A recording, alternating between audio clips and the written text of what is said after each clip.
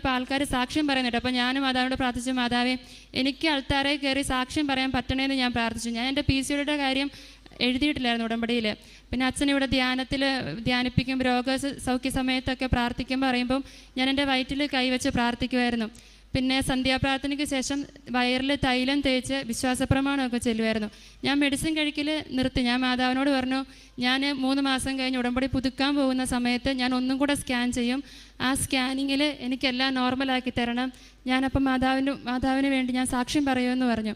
ഞാൻ അങ്ങനെ ഈ ഓഗസ്റ്റിൽ 4-ാം തീയതി പോയിട്ട് സ്കാൻ ചെയ്തു. ഒരു മെഡിസിനും കഴിച്ചിട്ടില്ല, വിശ്വാസപ്രമാണം ചൊല്ലി തൈലം തേച്ചതേ ഉള്ളൂ. പിന്നെ അച്ഛൻ പ്രാർത്ഥിക്കുന്ന സമയത്ത് 2 പ്രാവശ്യം PCOD ഉള്ളവർക്ക് സൗഖ്യം കൊടുക്കുന്നുണ്ടെന്ന് പറഞ്ഞിരുന്നു. അപ്പം ഞാൻ അതെനിക്കായിരിക്കും എന്ന് വിശ്വസിച്ച് ദൈവത്തെ സ്തുതിച്ച് പ്രാർത്ഥിച്ചു. ഇപ്പം സ്കാൻ ചെയ്തപ്പം എൻ്റെ PCOD പൂർണ്ണമായിട്ട് മാറി.